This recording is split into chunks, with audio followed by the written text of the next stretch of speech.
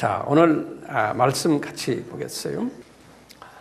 오늘은 누가복음 강의 9번째인데 본문 말씀은 딱 한 절이에요. 한 절. 우리 성경 한번 열어봐 주세요. 우리 누가복음 2장 21절에 우리 지난번에는 누가복음 곧 전절에서 목자 이야기를 한 것 기억나시죠?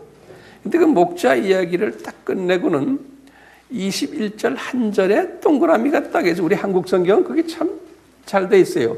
여러분 성경에 동그라미 있어요? 그 동그라미가 있는데 딱 한 절만 동그라미 있어요. 그리고는 22절에 동그라미가 또 나타나요.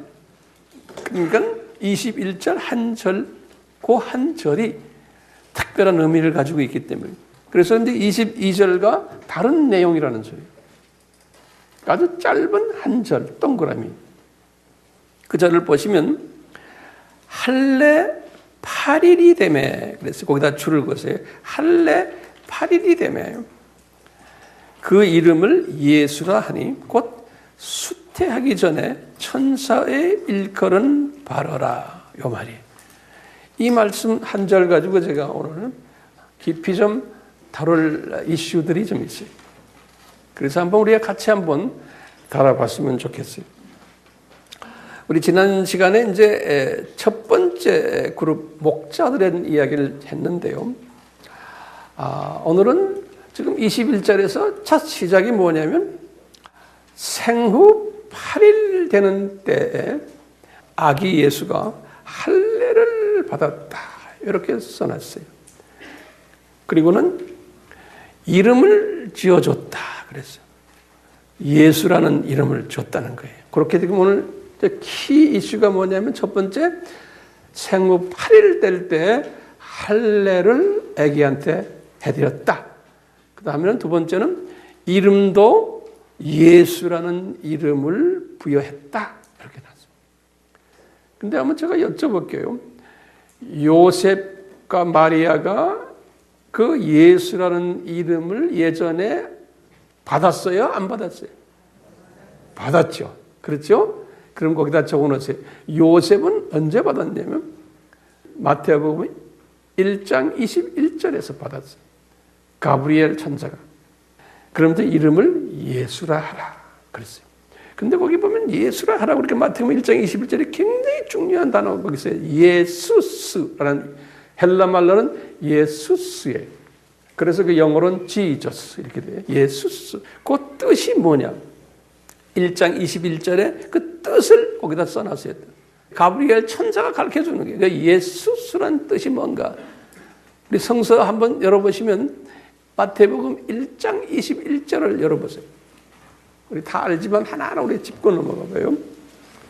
마태복음 1장 21절에 뭐라고 그러냐면 이제 아기 이름을 예수스라 하라. 그러면서 그 예수스라는 그 단어를 설명을 했어요. 가브리엘이 뭐라고 설명했어요? 이는 뭐예요? 자기 백성을, 거기 보면 이 아기의 백성이 있어요. 자기 백성을 저들의 죄에서 구원할 자, 요 말이라는 거예요. 거기다 줄을 딱 꺼놓으세요. 여기 예수스라는 뜻이에요. 여기 자세히 보면요, 예수님이 인간으로 내려와서 자기 백성을 구원할 자라는 거예요. 그러니까 여기 보면 이게 모든 사람이 아니구나를 우리가 알 수 있어요. 하나님이 예정하시고 선택하신 사람들을 구원해주는 분이라는 거예요. 그래서 예수스라는 그 뜻은 구원자, 영어로는 Savior, 그래요. Savior. 이제 헬라 말로 소테리오스. 예수스라는 뜻이. 그런데 거기에는 꼭 토시가 붙어요. 무슨 뜻인가? 자기 백성을 구원할 자예요. 모든 사람이 아니에요. 하나님이 예정하신 자기 백성을 구원할 자. 이 뜻이 예수스라는 뜻이에요. 요거 이제 머릿속에 딱 기억해 두세요. 그리고는 나중에 가브리엘 천사가 이제 누가복음 1장 31절에 마리아에게 또 나타나셨어요. 그러니까 마리아에게 나타나서 하시는 말이 너 아기 가질 텐데 그 아기 이름을 예수로 하라 이렇게 말했거든요. 그러니까 이제 마리아도 이미 아기 이름을 알고 있었어요. 그러다 이제 마리아가 이제 임신하고 9개월 지나고 이제 아기 낳았어요. 그 아기 난 그 장면을 목동들이 가서 딱 본 다음에, 그리고는 8일 되는 날에 이제 아기가 뭘 받아요? 할례를 받는다라는 이야기로 이렇게 되는 거예요. 그런데요, 이제 우리 이 질문이 있어요. 아기가 할례를 받는데 지금 어디서 받는 것 같아요? 구유에서 아기가 할례를 받을 것 같아요? 제가 보면 아닌 것 같아요. 네, 이미 구유에서는 하루 이틀 며칠 있다가 그 베들레헴의 어떤 집을 임대했거나 안 그러면 친척 집이든 누구네 집에 들어가서 아기를 지금 이렇게 돌보는 것 같아요.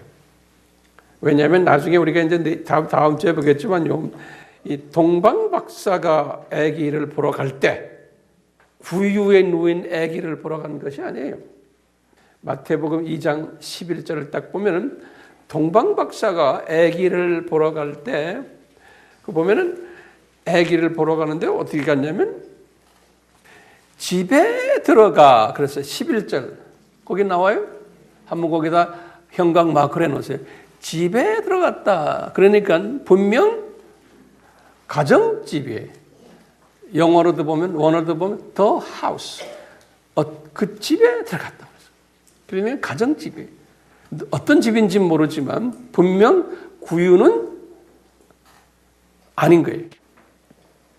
자, 그러니까 지금 그러다가 이제 어느 가정집에 아기와 같이 계시다가 8일이 돼가지고 태어난 지 8일이 돼가지고 지금 뭐 해요?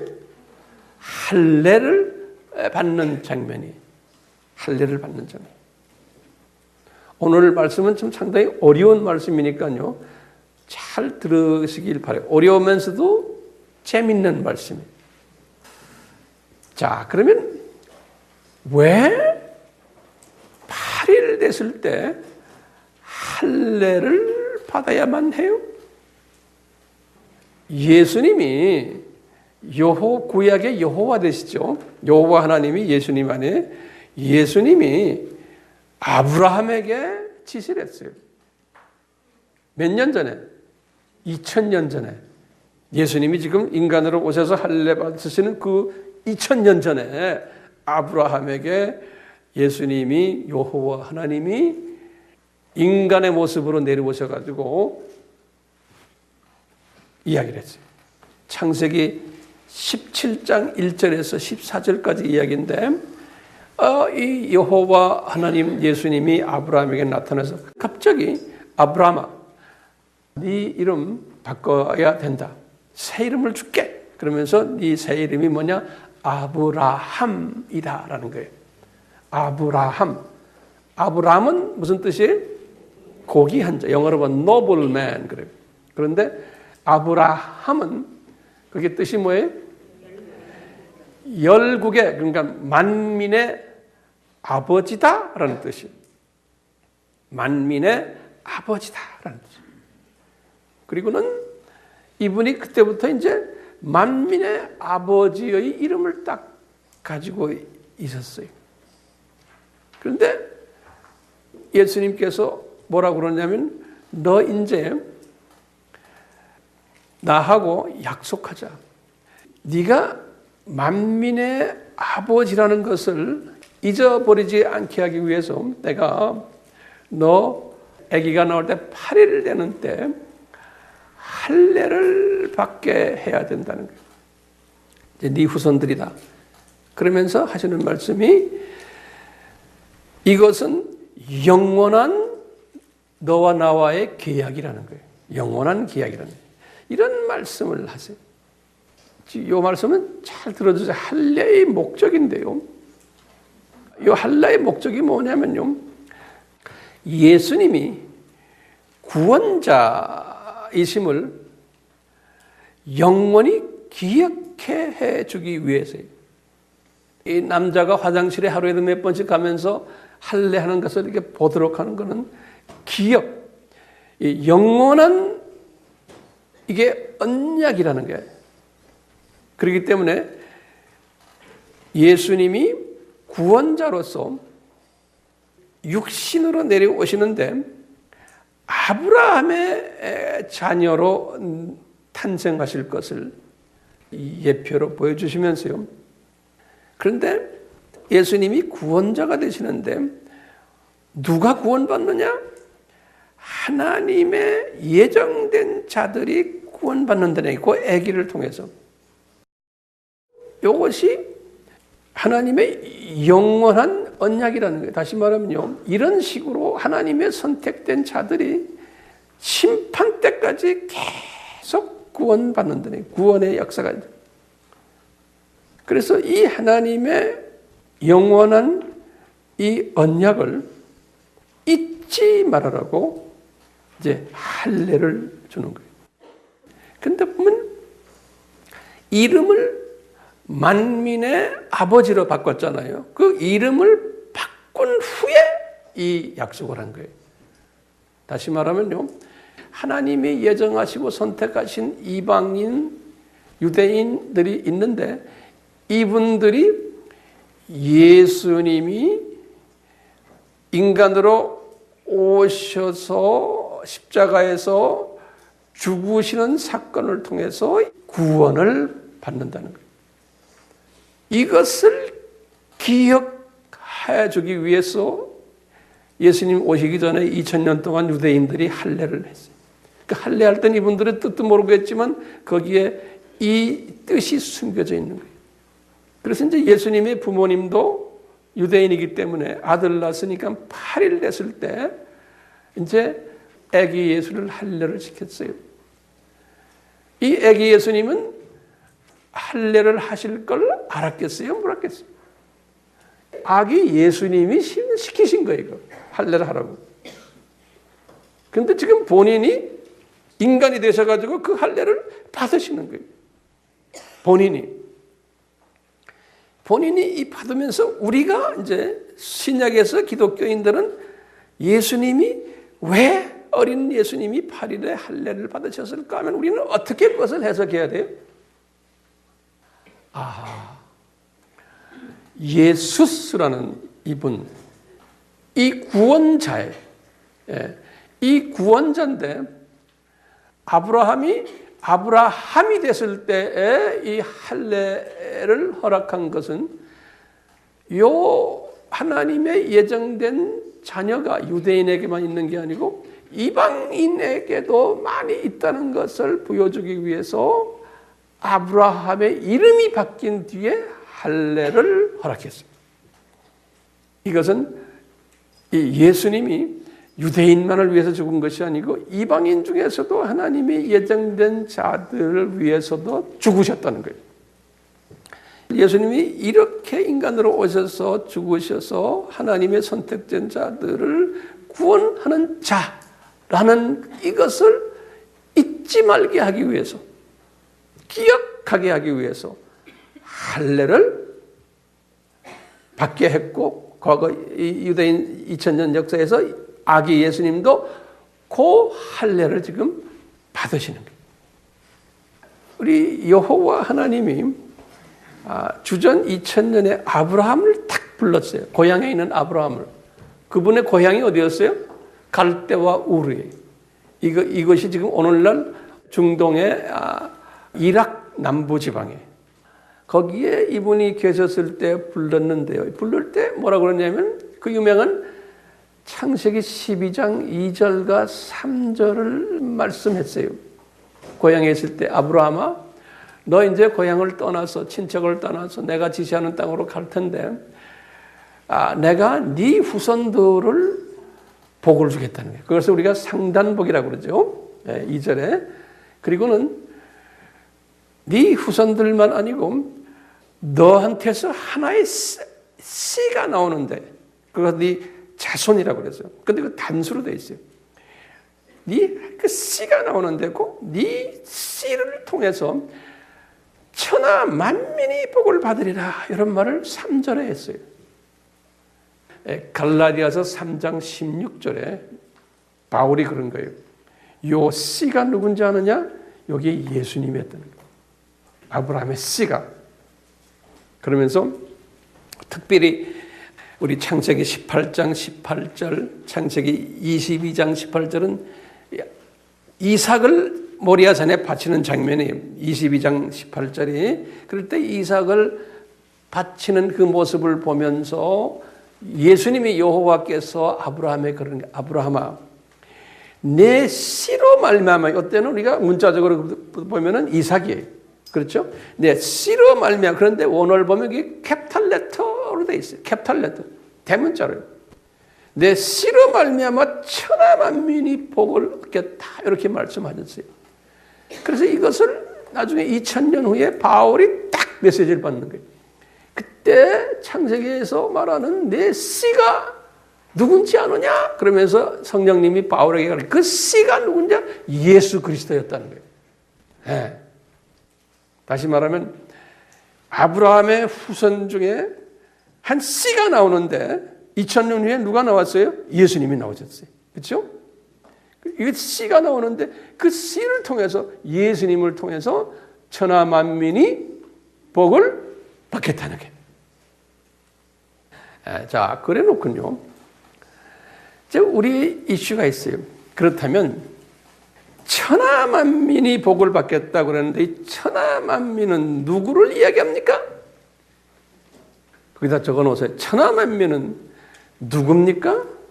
세계 모든 인류들인가요? 그러면 거기에 대한 답이 뭐예요? 기다? 아니다? 에? 아니다라고 우선 노트에다 적어놔야 돼요. 자, 그렇기 때문에요. The Gloria in Excelsis Deo라는 거 기억나시세요? 우리 누가복음 2장 14절이에요. 이 천군 천사들이 지극히 높은 곳에서 하나님을 찬양하는 그 장면 안에 기억나시죠? 네. 그럴 때 뭐라고 하냐? 땅에서는 기뻐하심을 입은 사람들 중에 평화로다 그랬어요. 이 말은 뭐예요? 모든 사람이 다 예수님이 태어난 것을 보고 기뻐하는 게 아니고 기뻐하심을 입은 사람들 중에 평화예요. 그러니까 하나님의 예정된 자들이 있다는 거예요. 그렇기 때문에 아까 제가 말씀드렸지만 예수스라는 말이에요. 그러니까 예수님께서요 직접 이제 인간으로 오셔가지고 이런 부분을 말씀하시는 장면이 성서에 많아요. 그 중에 내가 대표적으로 한두 가지 드릴게요.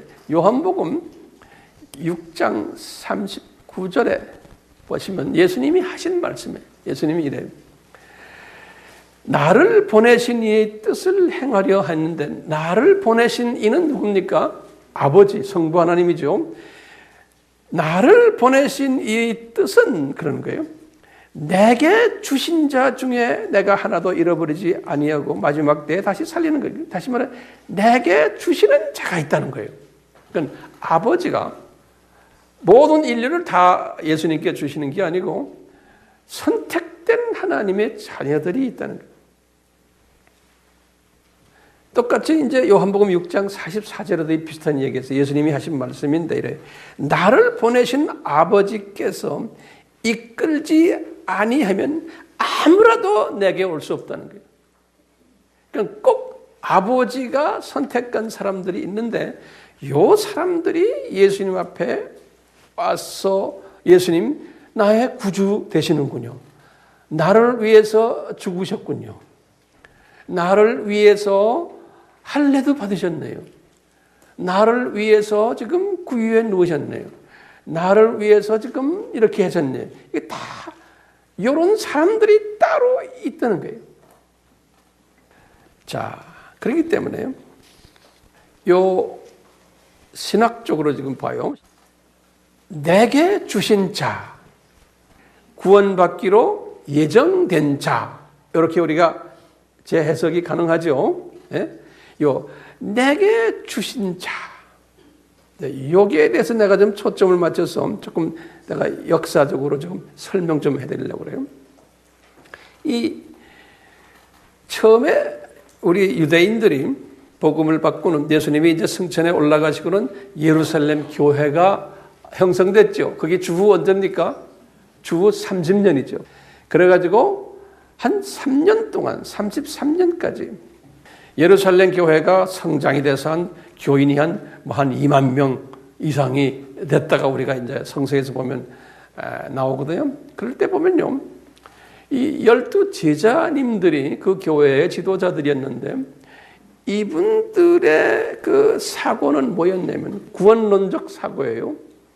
이분들이 내게 주신 자에 대한 그 해석을 이 사람들은 뭐냐면 자기네 유대인만으로 생각한 거예요. 초창기에는요. 그러니까 구원받기로 선택받은 사람들은 유대인만이다 우리. 그래서 이 베드로부터 시작해서 야고보 이런 사람들이요, 그 한 3년 동안은 예루살렘 교회를 운영하면서 이방 사람들에게 복음을 전하지 않았어요. 타 문화권 있는 사람들에게, 예루살렘에 있는 타 문화권 사람들에게도 복음 안 전했어요. 자기네들끼리 북치고 장구치고 그랬어요. 그러다가 이제 3년 가까이 됐을 때 이제 베드로가 로마 군인 고넬리오 기억나죠? 가이사라에서 이 고넬리오 가족이 로마 사람들이 이 복음을 받는 거를 자기가 가서 복음을 전했거든요. 이런 걸 보고는 이분이 깜짝 놀라는 거예요. 그 전에도 어떻게 했어요? 이분에게 환상을 보여줬죠. 욥바에서 뭘 보여줬어요? 3번 보여줬죠. 이방인에게 복음 전해라. 이방인에게 복음 전해라. 그런데 이분이 거기에 대해서 그렇게 불편했어요. 어떻게 이방인에게 복음을 전합니까? 이방인의 음식 먹어라 할 때 안 먹는다고 그랬죠. 이렇게까지 이분들은 자기네 생각이 자민족 유대인 중심 사고를 가졌던 구원론을 가지고 있었어요. 초창기에는. 이게 인간의 한계점이에요. 우리도 마찬가지예요. 우리도요. 우리는 한국 사람끼리만 복음을 내 민족만 하려고 그러죠. 타민족까지 넘어가는데 인색해요. 우리만이 아니에요. 제가 이제 그 역사적인 이야기를 오늘 좀 해드리려고 그래요. 그러다가 이제 하나님께서는 예루살렘 교회를 흩어져 버렸죠. 그래서 그 교회 교인들이 약 한 2만 명이 다 타민족에게 가게 만들어 놓은 거예요. 거기에서 타민족에게 복음을 전하기 시작한 거예요. 그게 주후 33년부터 흩어져 버려가지고. 그래서 70년까지, 주후 33년부터 70년까지는 이제는 유대인들이 강제로 이방인 쪽으로 가가지고 이방인들에게, 타민족에게 복음을 전하는 이야기가 주후 70년까지. 그러면서 이분들도 깨닫고 타민족들이 복음을 받기 시작한 그 기간이 그 70년까지의 기간이에요. 이제 하나님이 디아스포라인 그 바울을 사용하시고 바나바도 사용하시고 디모데도 사용하시고 쭉 해서 이제 이렇게 사용하시면서 70년까지 복음이 타민족으로 넘어간 기간이에요. 타민족으로 넘어간 후에 주후 70년부터요, 이제 313년까지, 313년은 로마 제국이 기독교를 공인한 해예요. 컨스탄틴 대제가. 그때까지 복음이 소위 카타콤 성도들로 구성된 기간이에요.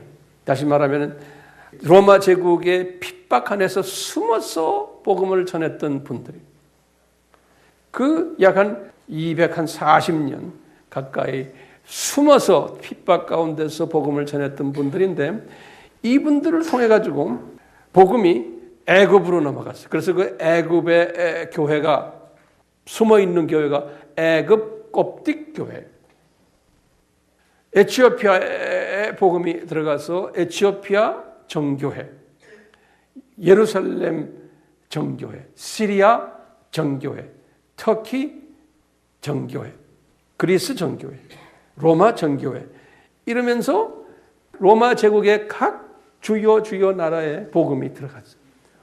70년부터 언제까지요? 313년까지. 예루살렘 교회를 통해서, 안디옥 교회를 통해서 쭉 이제 복음이 들어갔는데, 이제 이방 사람들이 복음을 딱 받군요. 이분들의 또 사고가 뭐냐면, 이분들은 이분들대로 복음이 자기네가 받았으면은, 우리 사도행전 1장 8절도 그렇죠. 예루살렘과 온 유대와 사마리아 땅 끝까지 복음이 타 민족으로 넘어가야 되는데, 요 사람들이, 애굽 사람들은 자기네가 복음 받아가지고 거기에서 지네끼리만 하는 거예요. 타 민족에게 복음을 넘기질 못하는 거예요. 이게 우리가 이 문화적인 한계점 때문에 그래요. 에티오피아 사람은 지네끼리만 하고, 시리아 사람들은 지네끼리만 하고, 터키도 마찬가지고, 로마 사람들, 그리스 다 지네 민족끼리만 복음을 전하는 거예요. 그러면서 타 민족이 가지고 있는 신학 이론이나 이런 거에 대해서 잘못했다고 말하고, 교리를 자기네끼리 만들어 놓고 서로 다른, 애굽은 자기네 오은 교리 만들고, 시리아는 시리아대로 자기네 오은 교리 만들고, 그리스, 로마 이렇게 해서요, 이분들이 이 자기네가 만들어 놓은 전통과 교리를 만들어 놓고 자기네가 최고라고 그러고, 자기네가 생각한 구원론을 자기네 스타일로 해석해가지고 안에서 복음 전하는 시기가 그때예요. 그러니까 서로 교제하지 않아요.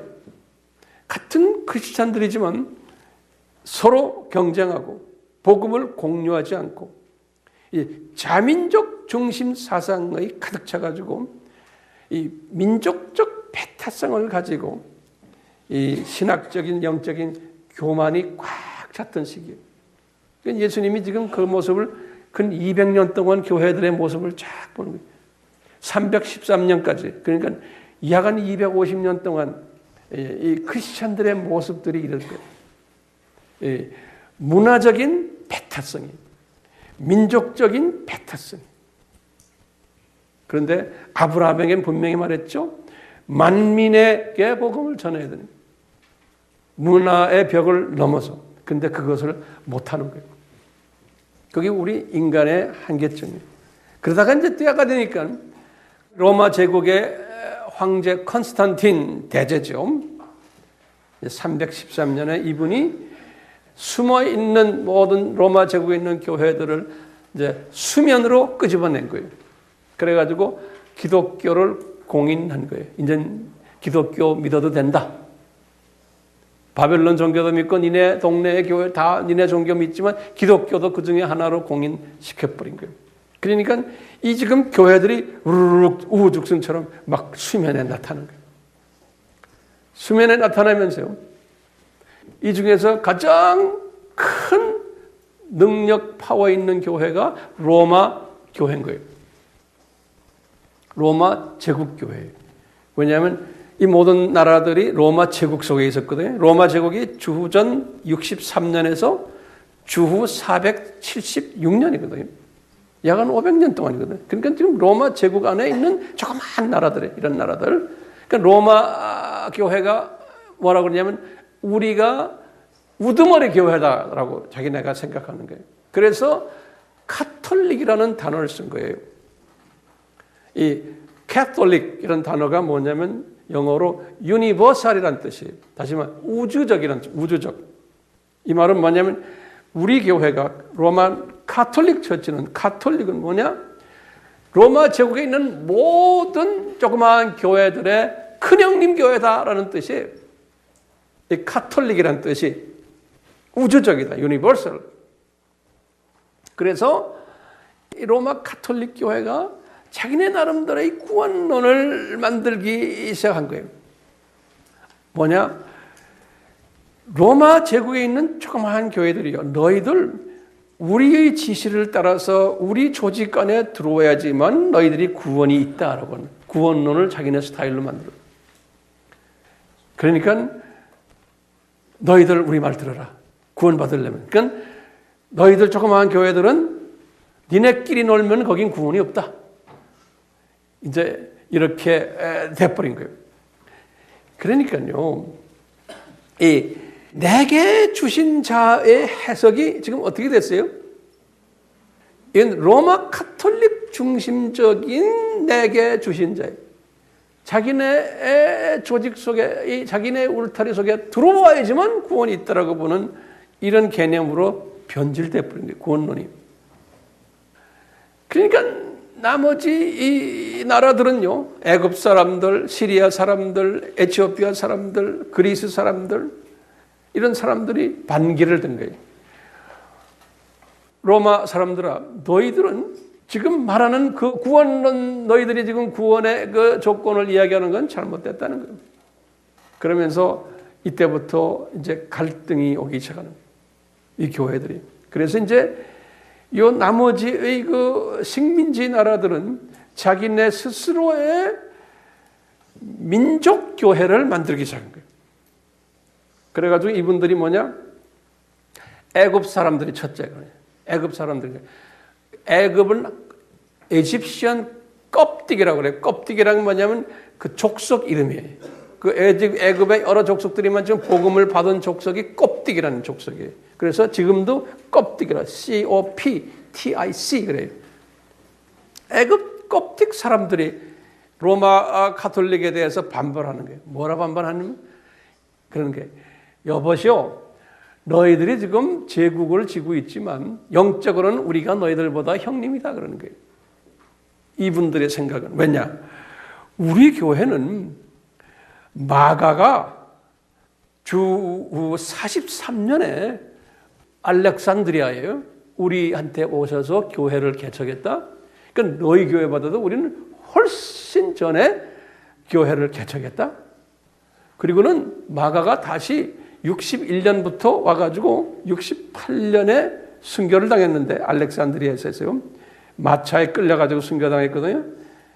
그러니까 이 마가의 순교의 피가 있는 교회가 우리다는 거예요. 그렇기 때문에 우리가 오토닥스 정통이라는 거예요. 그래서 애굽 정교회 그러죠. 애굽 콥틱 정교회라고 영어로 그래요. Egyptians Coptic Orthodox Church 그래요. 그럼 뭐예요? 정교회란 우리가 오토닥스 하시면 우리가 정통이다 이런 거예요. 그러니까 저쪽에서 뭐예요? 우리가 가톨릭이다 그러고. 예? 그러니까 이 사람들이 이 알렉산드리아 이야기는 애굽에는 신학자들이 많이 나왔어요. 유명한 신학자들이. 이 로마 가톨릭 신학도 여기에서 많이 배워왔어요. 그만큼 이 사람들이 프라이드가 있는 사람들이. 그러니까 요 사람들은 요 사람 자기네 나름대로의 구원관을 또 만들어가지고 보면 약간 변질된 구원관. 나중에 제가 이제 좀 설명해 드릴 거예요. 두 번째 그 식민지 교회가 뭐냐면 에티오피아 교회예요. 에티오피아 정교회예요. 그래서 그것도 에티오피안 오토닥스 처치 그래요. 지금은 가난한 나라지만 그 당시에는 대단한 나라 에티오피아가요. 에티오피아 교회는 뭐라고 그러냐면, 로마야 웃기지 마.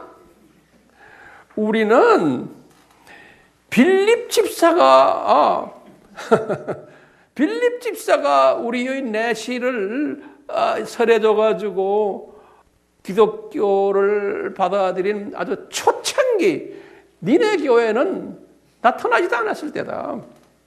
예? 그게 주후 약 한 34년이거든요. 사도행전 8장 이야기예요.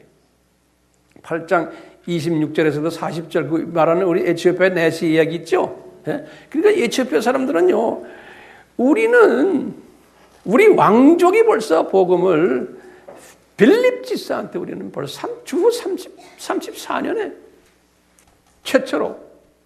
그뿐 아니라 이제 역사를 보면요, 마태가 에티오피아에 가가지고 교회를 개척했어요. 그러니까 마태 하면 에티오피아 선교사래요.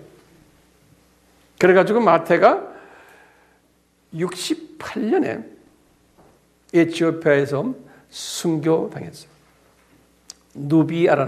누비아라는 에티오피아 도시 이름이에요. NUBIA. 화형당했거든요. 그러니까 이 에티오피아 교회는 나름대로 자기네의 그 전통과 프라이드가 있고, 나름대로 구원론이 또 자기네끼리 만들어 놓은 게 있는 거예요. 그 다음에 이제 세 번째 교회가 예루살렘 교회. 그 당시에 예루살렘 성전은 이미 주후 70년에 무너졌고, 이 예루살렘에도 교회가 있었는데요. 이 예루살렘 교회는 로마 가톨릭 교회가 그 예루살렘의 교회를 컨트롤하려고 상당히 애썼어요. 거기가 모판이니까. 근데 애굽 사람들은 그 자기 가까이 있고 애굽하고 가까우니까 애굽 사람들이 또 위에 시리아 사람들이 예루살렘 교회에 많이 관장을 해서 그 예루살렘 교회는 혼합된 교회예요. 유대인들은 다 떠나버리고. 그러니까 이런 속에서 예루살렘 교회는 신학적 응집력이 좀 약했어요. 그런 가운데 나중에 이제 638년에 이슬람이 예루살렘을 점령하면서 완전히 예루살렘 교회는 이제 자국이 없어진 거예요. 638년에 이슬람이. 그러니까 예루살렘 교회는 그렇게 됐지만 이제 시리아 교회가 있는 거예요. 그다음에 시리아 교회는 안디옥 교회가 시리아 교회의 모판이죠. 이 시리아 사람들은 아주 그리스 사람들과 이 로마 사람들을 알기를 또 우습게 하는 거예요. 시리아 사람들이. 왜냐하면 시리아는 사도 바울의 모교회가 있는 안디옥 교회예요. 이제 사도 바울이 순교당한 후에 그 후임자가 누구냐면 그 유명한 사람 하나 있어요. 이그나티우스라는 사람. 이런 말 하면 이그나티우스라는 사람이 있어요. 이 사람이 이제 안디옥의 감독이 됐는데요. 이 사람들은 나중에 로마에서 사자밥이 됐어요. 이 사람은 주후 35년에서 주후 107년까지 살았던 분인데, 그러니까 바울의 후속이라고 생각하시면 돼요. 이그나티우스인데요. 그러니까 이 시리아 사람들은 우리를 통해서 그리스 사람들아, 우리가 너희들 에베소 교회도 우리가 다 개척했고, 빌립보 교회도 우리가 다 개척했고, 데살로니가 교회, 고린도 교회, 베레아 교회, 아덴 교회 전부 다 우리가 개척했다. 니네들 왜 까부냐? 그리스 사람들아. 우리가 로마 교회 다 우리가 헌금되고 기도하고 우리가 지도자들 보내가지고 다 그랬다. 너희들 바울이라는 사람 아니야? 바울이 우리 교회 출신이야? 이러는 거예요. 그러니까요.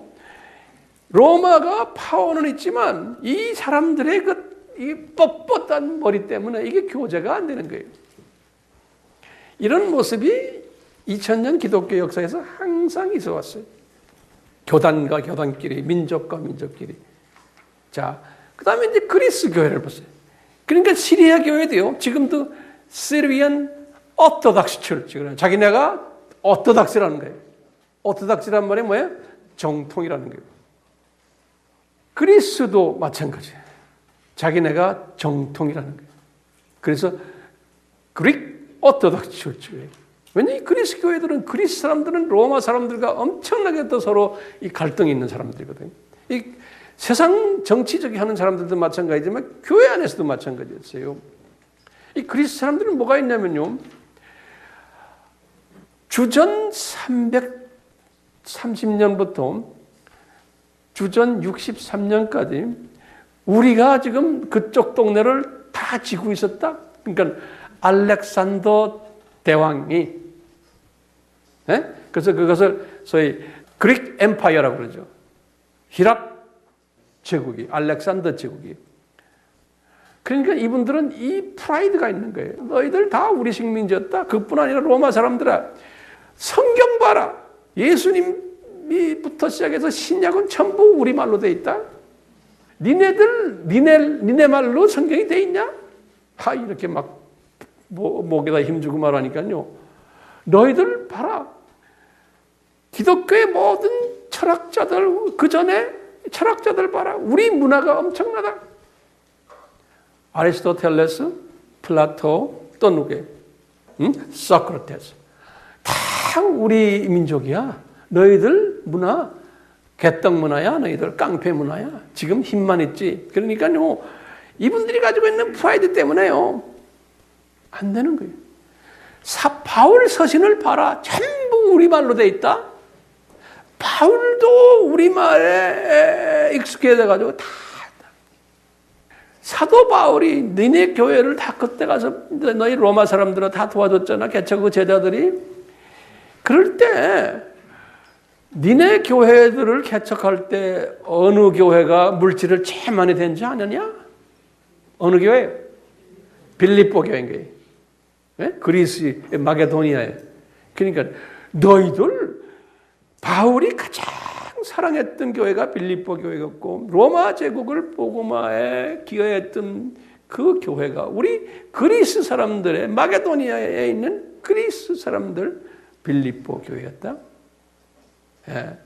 그러니 그뿐인 줄 아느냐? 나중에 이제 알겠지만 이제 주 988년에 이 그리스 사람들이 우크라이나 키예브라고 키예프 우크라이나의 수도에 선교사로 두 사람이 가가지고 러시아 정교회를 만든 일을 이 그리스 사람들이 가서 한 거예요. 그래서 저희 슬라빅 민족들이 복음화를 그리스 사람들이 한 거예요. 그래서 동유럽이 불가리아 정교회, 세르비아 정교회, 로마니아 정교회, 보스니아 정교회, 슬로바키아 정교회, 우크라이나 정교회, 조지아, 벨라루스, 헝가리, 루마니아 이 전부 다 정교회, 이 이스턴 오토닥 처치들이 동방 교회들이라고 그래요. 이게 다 그리스를 중심으로 해서 유럽의 동쪽은 우리가 다 가지고 있다라고 그 사람들 그 프라이드가 있습니다. 이제 이 로마 카톨릭은 대신 어디를 점령했어요? 서쪽 유럽을 점령합니다. 서쪽 유럽. 그래서 서방 교회라 그래요. 이렇게 서로가요, 각자가 갖고 있는 그 고집 때문에, 문화적인 배타성 때문에, 민족적인 경쟁심 때문에 신학 이론도 하나가 안 되고 구원론도 자기네가 가지고 있는 오늘 지금 본문 말씀과 좀 동떨어진 그러한 구원론을 자기네가 나름대로 가지는 거예요. 그러니까 우리 예수님의 입장에서는 해피하시겠어요? 우리 예수님은 통이 크신 분이니까 이제 이분들 이렇게 하다가 이제 나중에 이제 그 통 크신 이야기를 제가 오늘 쭉 좀 설명 좀 해드리려고. 그러니까요, 이 내게 주신 자라는 요 개념이 변질돼 가지고 서로가 구원론을 자기네 자체내 만들어낸 거예요. 그러니까 이 교회가 연합이 되질 않는 거예요. 이제 때가 되니까요, 연합이 되도록 분위기를 만든 거예요. 우리 예수님께서는요, 어떻게 하느냐? 이단들을 여기저기에서 많이 나타나게 한 거예요. 이 교회들, 내가 명시한 이 교회들 안에 이단 사상들이 들끓었어요. 그 중에 이제 가장 큰 이단 사상이 뭐였죠? 아리아니즘이에요. 아리아니즘은 이 애굽 정교회 안에 있는 사제가 여러 명인데 그 중에 이제 사제 하나가 아리우스라는 사람이 있어요. 이 아리우스라는 사람이 270년에서 330년까지 살았던 사람이에요. 아주 유명한 사람이에요. 이 사람이 신학 이론을 아리아니즘이라고 해서요. 뭐냐? 예수님이 하나님이 아니다. 예수님이 사람이다. 라고 가르친 거예요. 이 가르침이 전 로마 제국에 다 퍼졌어요. 그래서 로마 제국 안에서 상당한 신학적인 이슈가 생긴 거예요. 그래서 이제 각 교회에서 지금 애굽 교회에다가 공격을 하는 거예요. 너희들 교회의 그 한 사제 때문에 우리가 골치 아파 죽겠다. 그래서 이제 이것을 문제를 해결하려고 콘스탄틴 대제가요 313년에 기독교를 공인했죠. 예. 그리고는 325년이 12년 후에 역사상으로 콘스탄틴 이 대제가 이 모든 제국 안에 있는 교회의 지도자들이야 다 한번 모여보자. 이런 모든 문제들을 해결하기 위해서. 그래서 모인 것이 니케아 공의회예요. 모여가지고 기독교 역사에서 처음으로 이 문화를 초월한, 언어를 초월한 민족을 초월한 사람들이 예수님 때문에 한자리에 모인 게 니케아 공회 325년에. 이 니케아는 지금의 이스탄불 근방에 있는 조그마한 마을이거든요. 지금 터키의 이스탄불에 있는. 여기에서 이분들이 아리아니즘을 이단으로 정절해버린 거예요. 그리고는 이제 예수님은 완전한 하나님이시다라는 거예요. 그래가지고 이분들이 이제 니케아 신조를 만든 거예요. 그 유명한 니케아 신조예요. 이 니케아 신조에 의해서 이제 좀 있다가 사도신경, 우리가 매주마다 고백하는 사도신경도 나중에 니케아 신조에 의해서 만들어졌어요. 그래서 그 후부터 이 사도신경을 이 정통교회에서는 꼭 고백을 해야 되는 거예요. 지금까지 지금.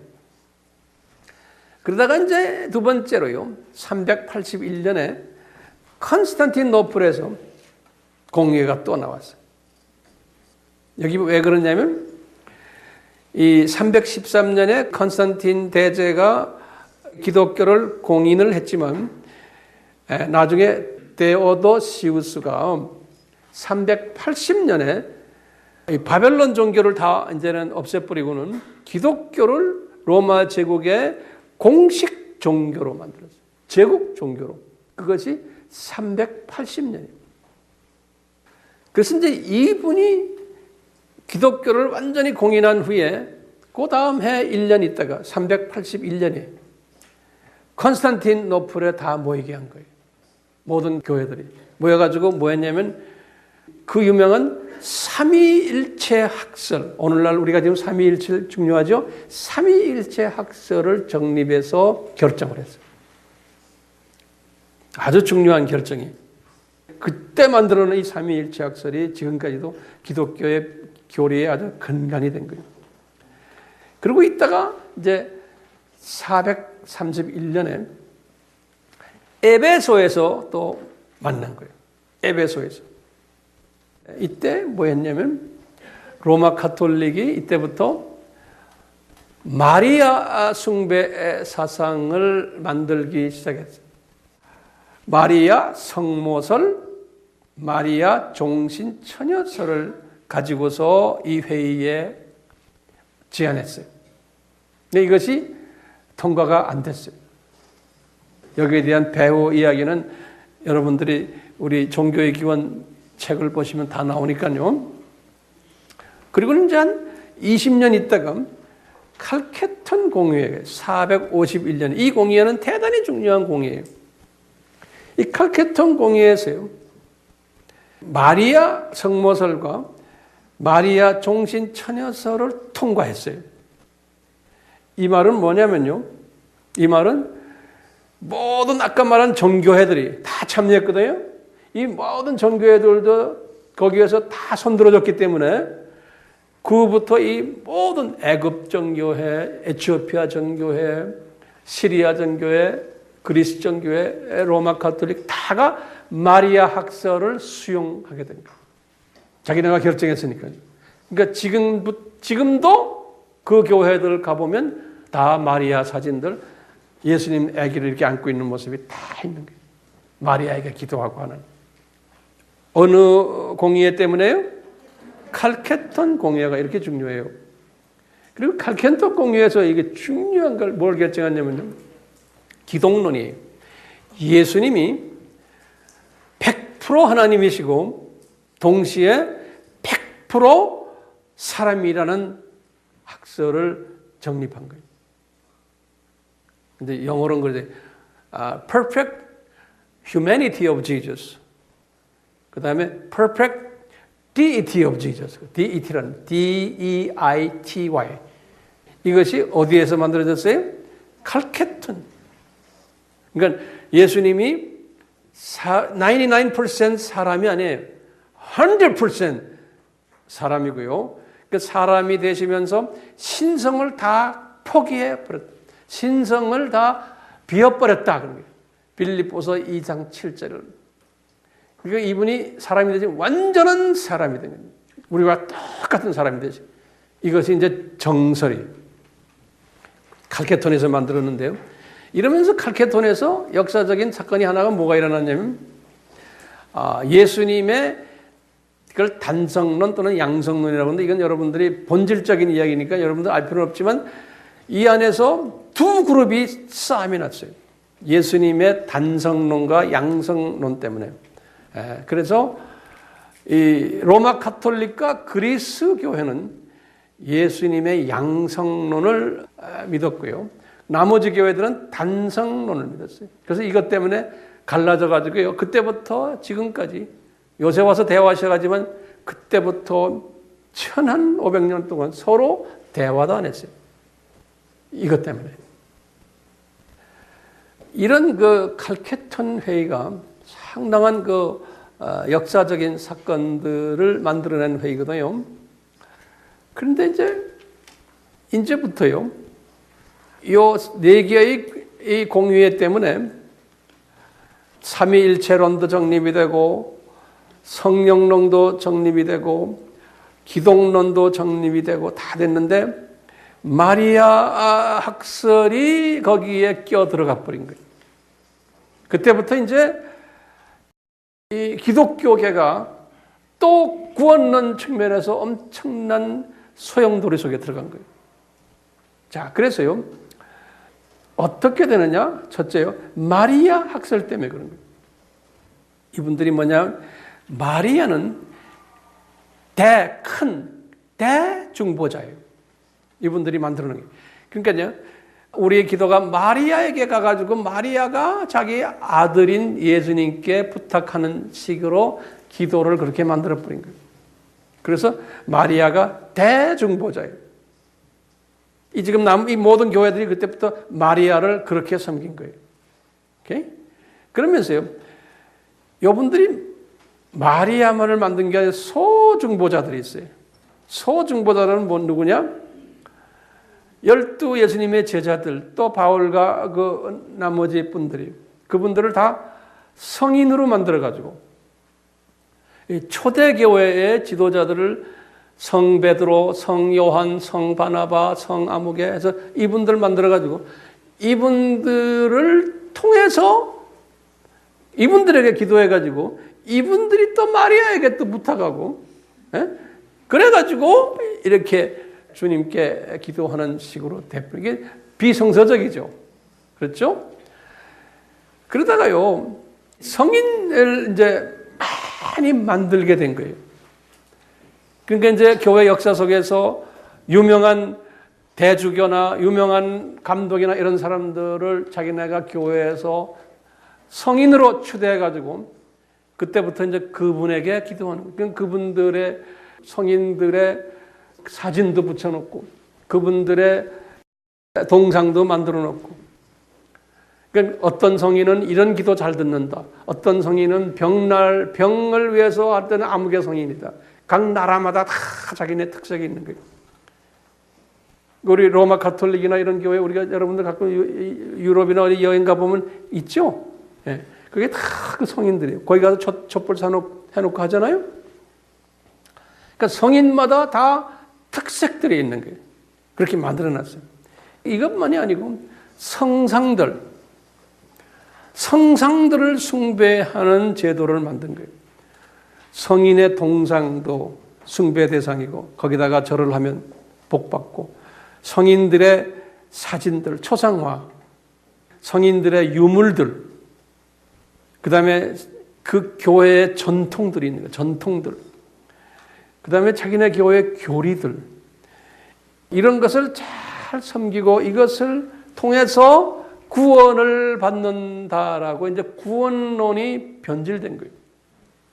그러니까 이 예수님 중심의 구원이 아니고 이런 모든 이런 것들을 통해서 구원받는다. 그러니까 본질은 예수님이 빠져버리고 비본질들이 이렇게 지배했던 시대예요.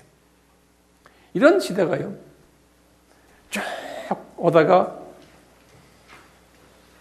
특히 주후 590년에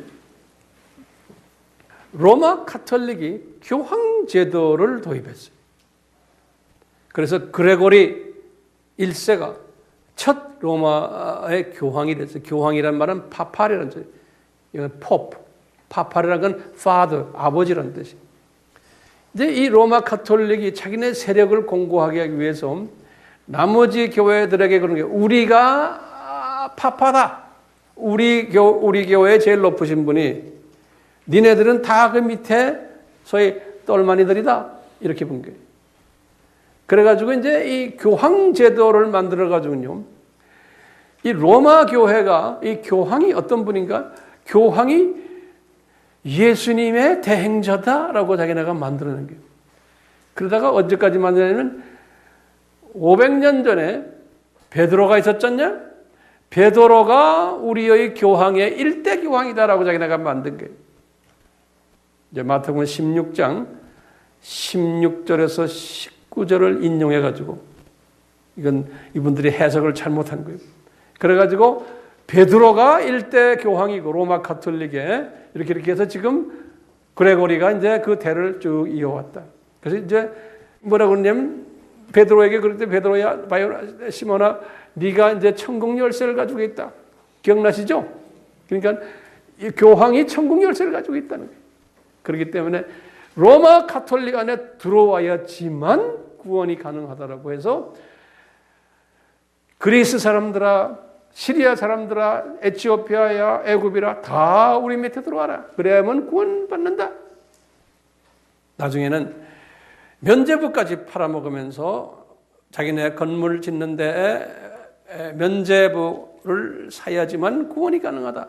여기까지 이제 막 구원론이 이렇게 막 변질이 돼버린 거예요. 그러니까 이 정교회들이 화가 나가지고, 니네들이 어떻게 파더냐? 파더는 삼위 하나님 중에 그 성부 하나님 한 분만 파더다. 우리는 파더라고 우리는 안 부른다. 그래서 이 사람들은 뭐냐면, 영어로는 페이트리악이라고 그래요. 페이트리악이라는 것은 교부라는 소리예요. 그러니까 애굽 교회의 페이트리악, 시리아 교회의 페이트리악, 이렇게 교부 제도가 있어요. 파더를 안 써요. 그러면서 서로 대화가 다 단절이 돼버립니다. 대화가 이렇게 단절이 되면서요, 로마 가톨릭은 진취적으로 이분들이 서유럽을 점령해 버렸어요. 그리고는 그리스 교회는 아까 어디로 갔어요? 동유럽으로 가는데, 시리아 교회는 그냥 자기네끼리 뭉개고 있다가 그냥 지금도 조그만 교단이 돼버린 거예요. 애굽 교회도 자기네끼리 뭉개고 있다가 조그만 교단이 되고, 에티오피아는 더 조그매지고.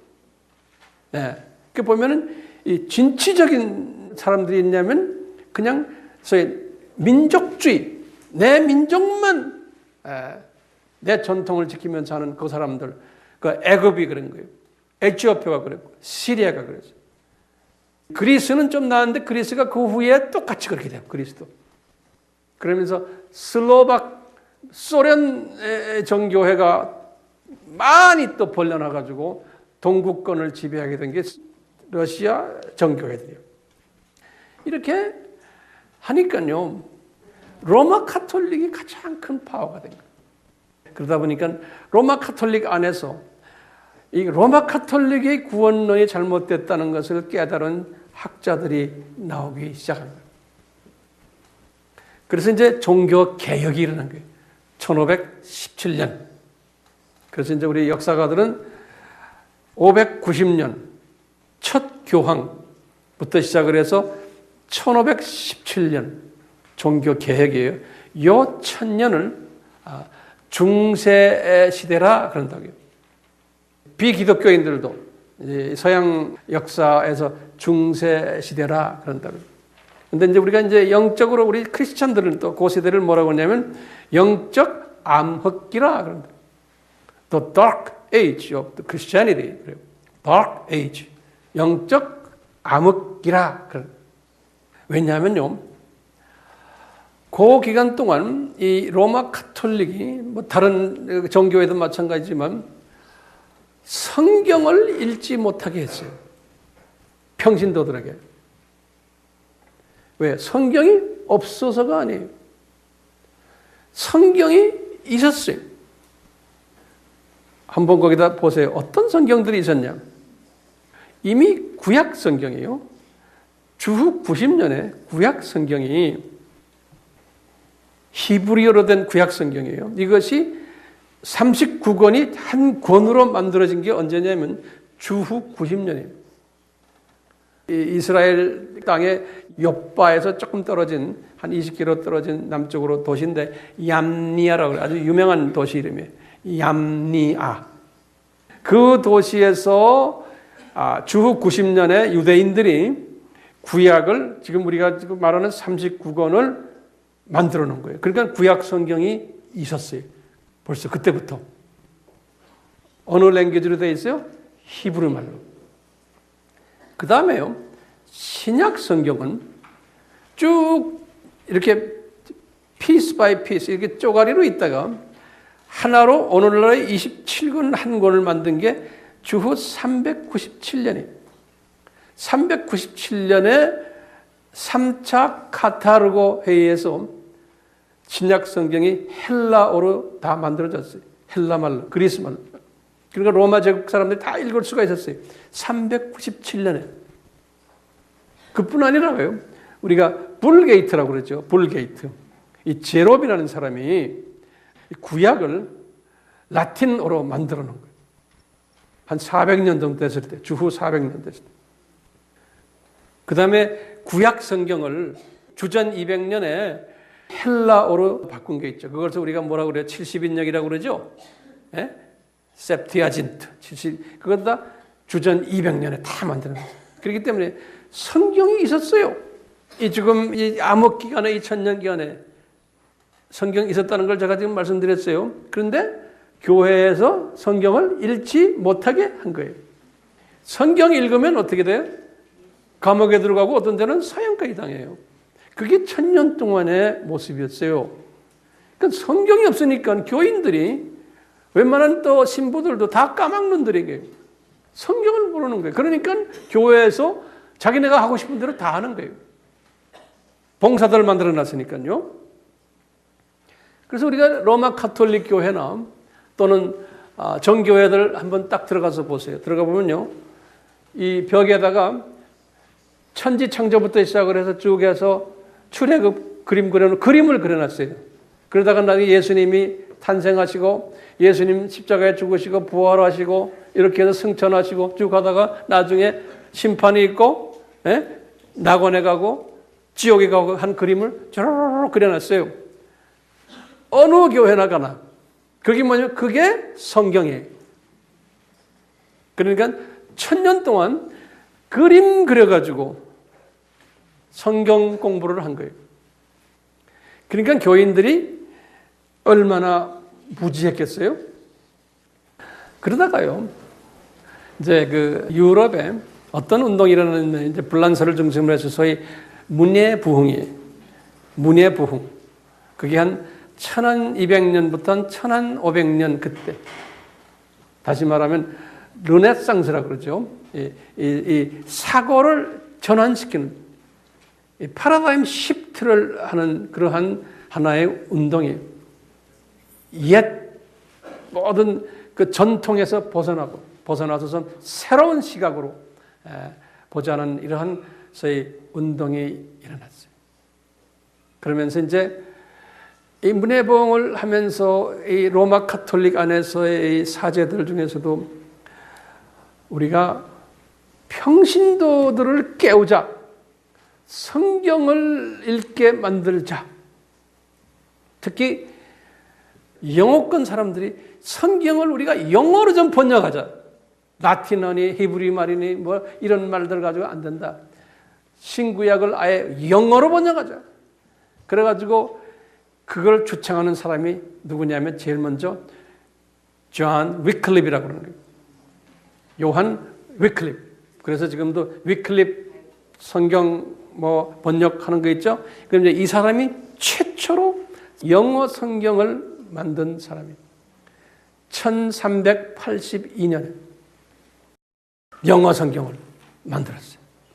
그러니까 이제 이 성경을 사람들이 읽기 시작하면서 눈을 뜨기 시작하는 거예요. 그러니까 종교개혁이 1517년이니까요.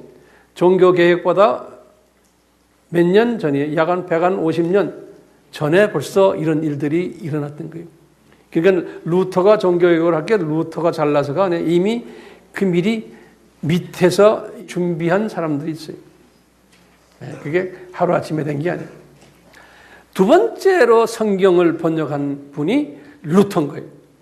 루터는 이 신구약을 독일어로 번역한 거예요. 1517년에 종교개혁을 하고는 5년 후에 신약이 끝났어요. 독일어. 1522년에. 그리고는 1534년에 구약이 끝났어요. 그러니까 사람을 깨트리려면 문서 선교가 얼마나 중요한지 몰라요. 오늘날도 마찬가지예요. 네. 이제 독일말로 신구약이 막 이제 흐트러 나가니까 사람들이 눈을 뜨기 시작하는 거예요. 이분도 이미 학자이기 때문에요.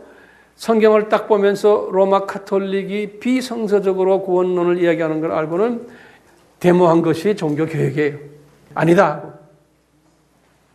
세 번째 성경을요, 영어 성경을 또 만든 분이 윌리엄 틴데일이라고 그래요.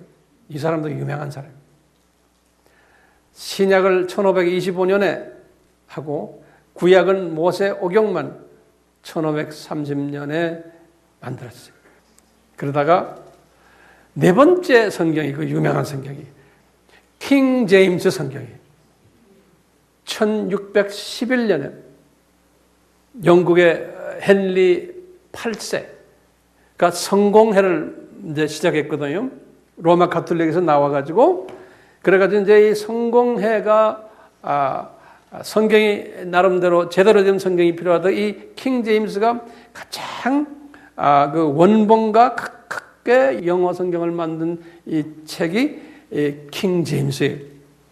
그 앞에 나오는 그런 이런 성경들보다 훨씬 원본에 아주 근접하게 한 게 킹 제임스가 돼서 이 킹 제임스 성경을 통해 가지고 각 세계 나라의 번역 책들이 많이 성경들이 번역이 됐어요. 우리나라 책도 다 여기에 영향을 기반합니다. 1600 몇 년이? 11년이. 자, 그러면서요. 이 성경을 읽으면서 교인들에게 성경을 가르치면서 이때부터 로마 카톨릭의 구원론이 잘못됐구나. 또 정교회에서 지금 이야기하는 모든 구원론들이 잘못됐구나. 그 비본주의를 통해서 구원을 받는 그러한 일들이 있어 왔잖아요. 아까 제가 설명했죠. 그래서 이제 루터가 깨달은 게 뭐냐면 아하 그러면서 이분이 로마서 1장 17절을 딱 읽다가 이제 깨달은 거예요. 그 말은 우리가 뭐냐 이신칭이라고 그래요. 오직 믿음으로 우리가 구원받는다. 예수님을 믿음으로만 구원받는다. 그래서 이분이 소위 five sola, sola fide, 그렇죠? sola fide, 이 라틴 말로요. 그러니까 sol라란 말은 only, fide는 faith. 우리가 믿음 하나만 가지고 구원받는 거지 이거예요. 이제 이 구원론이 완전치는 않은 거예요. 그렇지만 이분이 이렇게 했어요. 근데 이제 당시에 같은 시대에 화란 사람 에라스무스라는 사람이 나타났어요. 이 사람은 아주 대단히 유명한 학자예요. 이 사람이 루터에게도 많은 영향을 줬고, 근데 이 사람이 만들어낸 학설이 뭐냐면 자유의지론이에요. 이 자유의지론. 사람이 자기가 자유의지를 발동해야지만 되지, 그건 하나님이 돕지를 못한다는 거예요. 그렇기 때문에 사람과 하나님이 같이 일해야 된다는 거예요. 그러니까 하나님과 사람이 동력이 필요하다는 거예요. 구원받으려면. 에라스무스의 이것 때문에 나중에 이제 좀 이 자유 신학에서도 다 이제 이쪽으로 이제 흘러가는 거예요. 그다음에 이제 그 주빙글이라는 사람이 스위스 사람인데요. 그 당시에 다 이 루터의 멘토였어요. 아주 유명한 사람인데요. 이 사람도 자유의지 이론의 영향을 에라스무스에게 받았지만 이 구원론은 루터와 동일했어요. 솔라 피데. 이제 이 수준에 있다가 칼빈이라는 사람이 불란서 사람이 나타난 거예요. 이분은 1505년에서 1564년까지 짧게 살았어요. 산 사람인데 이 사람이 5개의 솔라를 만들어냈어요. 이 구원을 받으려면 이 5개의 솔라가 있어야 된다는 거예요. 그 유명한 5개의 솔라예요. 우리가 예전에 공부했지만 다시 한번 하나씩 봅시다. 첫째 솔라는 뭐냐? 솔라 스크립투라예요. 오직 성경에만 구원 스토리가 있다는 거예요. 솔라 스크립투라, 이 라틴 랭귀지예요. 그 다음에 두 번째는요, 솔루스 크리스투스 그래요. 이게 라틴 말인데, 하지만 only 그리스도 그런 소리예요. 그러니까 오직 예수님을 통해서만 구원이 있다는 거예요. 그러니까 루터보다 훨씬 더 자세하게 나와요. 예? 세 번째는 이분이 뭐냐면 솔라 피데라는 거예요. 오직 믿음. 아까 누가 말했죠? 루터가 말한 거예요. 예? 그런데 이 네 번째 이 칼빈은 뭐냐면 솔라 그라치아 그런 거예요. 그라치아란 말은 그레이스란 뜻이에요. 다시 말하면 은혜라는 거예요. 은혜가 내려와서 그 다음에 믿음이 발동이 된다는 거예요. 에베소서 2장 뭐에 8절에서 9절이에요. 그러니까 루터는 이 은혜 쪽이 약했어요. 다섯 번째는 뭐냐면 솔리 데오 글로리아 그런 거예요. 그러니까 이 모든 것은 예수님이 우리에게 구원을 주신 것은 오직 하나님의 영광을 위하여 그런 말이에요. 이게 창조 목적이죠.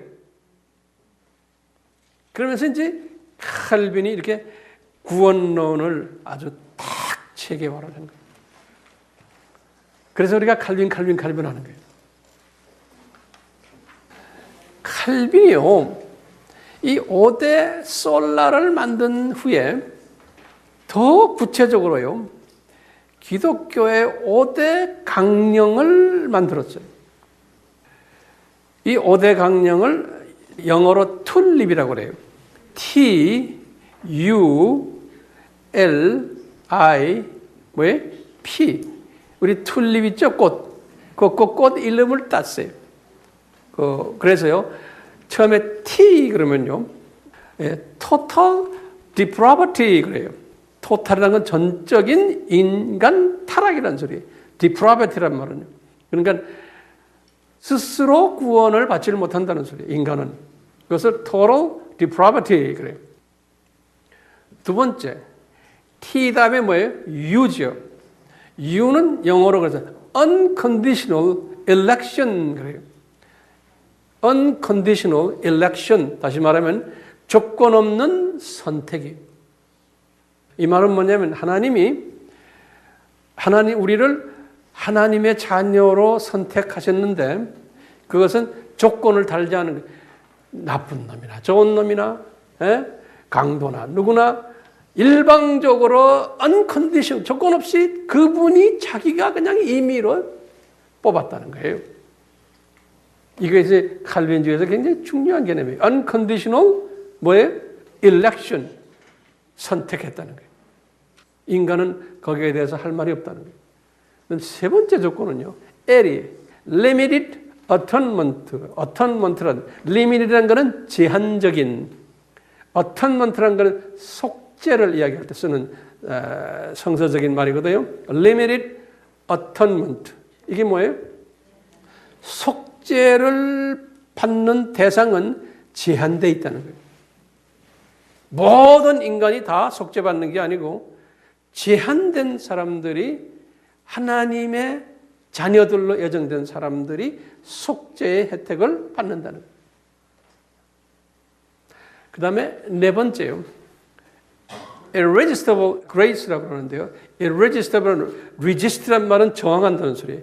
거기다 IR을 붙이면 irresistible하고 저항하지 못하는 그런 거예요. 저항할 수 없는 grace, 은혜를, 저항할 수 없는 은혜, 하나님이 일방적으로 은혜를 베푸는데 그 은혜를 베풀 때 내가 밀어내지를 못한다는 거예요. 그 은혜를. 그래서 irresistible grace. 거기에 I에. 그 다음에 마지막에 뭐예요? P에.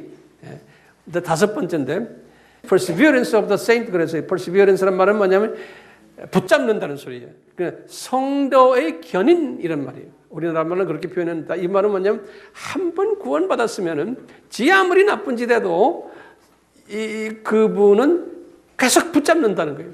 그러니까 구원이 무효화가 되지 않는다는 거예요. 이 칼빈주의 이것이 문제예요. 저는 칼빈주의 사람이지만 이 부분은 전 동의하지 않아요.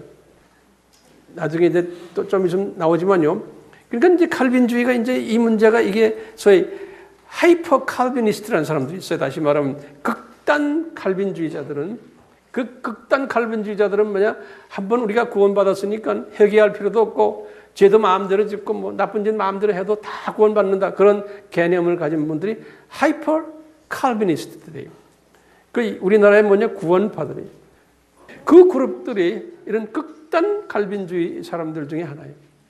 그러니까 비즈니스 하면서도 그냥 나쁜 짓 다 하고 다 하면서 하나님이 복을 줘서 그랬다. 그 우리나라가 칼빈주의 사람들이 많은데 우리나라에 이 칼빈주의 사람들이 가지고 있는 잘못된 생각이 있어요.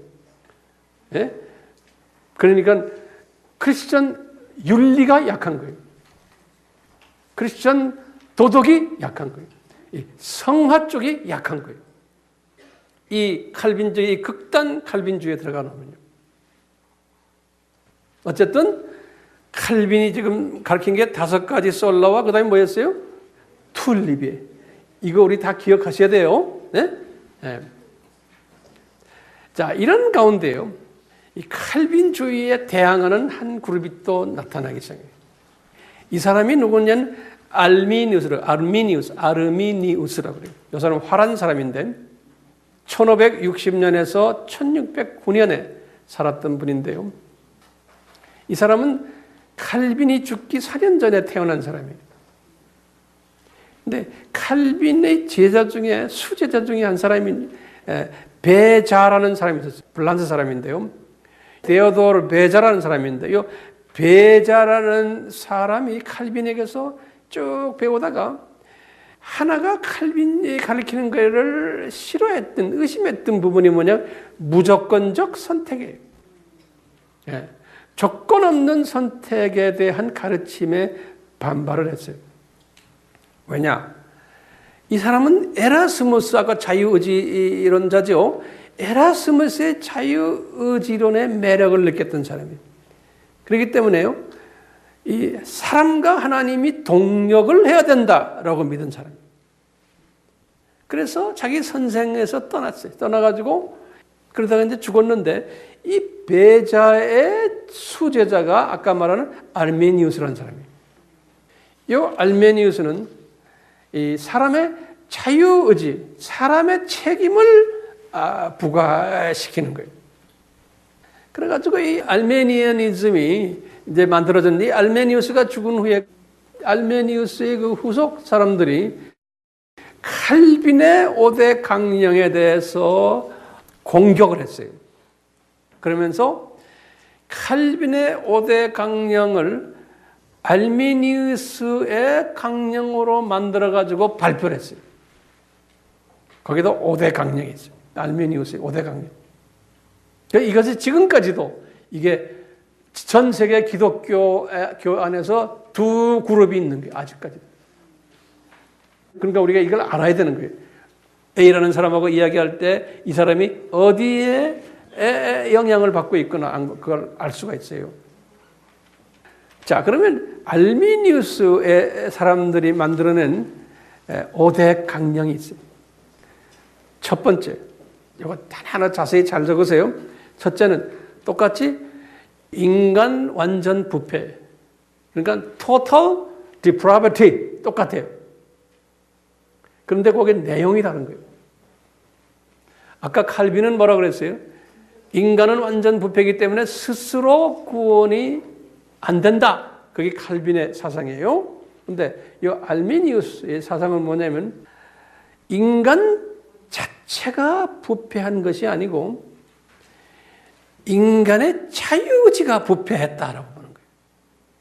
그렇기 때문에 이 자유의지를 회복시키면 된다라고. 인간의 책임이에요. 이거는. 우리 교인들은 제가 하도 칼빈주의 이야기하니까 되게 칼빈주의에 물들어 있지만 그렇지 않은 사람들도 많거든요. 이제 이분들의 입장을 제가 설명해 드리는 거예요. 두 번째는요. 칼빈은 무조건적인데 이거는 조건적 선택이에요. Conditional election이라고 해요. 하나님의 자녀로 선택하는 데는 조건이 있다는 거예요. 그 조건이 뭐냐면 인간이 스스로 자유의지를 발동해야 된다는 거예요. 근데 뭐냐? 여기서 보면 굉장한 차이가 있어요. 하나님은 모든 인류에게 구원의 기회를 줬다는 거예요. 그가 유니버셜리즘이라고 그래요. 모든 인류에게 구원의 기회를 줬는데 칼빈주의하고 다르죠. 줬는데 자기가 자유의지를 발동해서 그 기회를 자기가 잡아야 된다는 거예요. 그러니까 조건적 선택이. 자기가 선택받으려면 자유의지를 발동해야 된다는 거예요. 자, 세 번째는요. 무제한적 속죄. 아까는 제한적인 속죄였어요. 이거는 unlimited atonement라고 해요. 칼빈은 limited atonement. 이 말은 뭐냐면 하나님이 모든 인간에게 무제한적으로 속죄의 기회를 주셨다는 거예요. 그러니까 다시 말하면 모든 사람이 구원받을 수 있는 기회를 부여받았다는 거예요. 무제한적으로. 그런데 칼빈은 뭐예요? 제한된 사람들만 속죄의 기회가 있다고 봅니다. 네 번째요. 저항하는 은혜라 그래요. 저쪽에는 저항할 수 없는 은혜, 칼빈은. 여기는 resistible grace. resistible grace라고 하세요. 하나님이 모든 인간에게 구속의 은혜를 베풀었는데 내가 자유의지를 발동해서 거절할 수 있다는 거예요. 다섯 번째는요.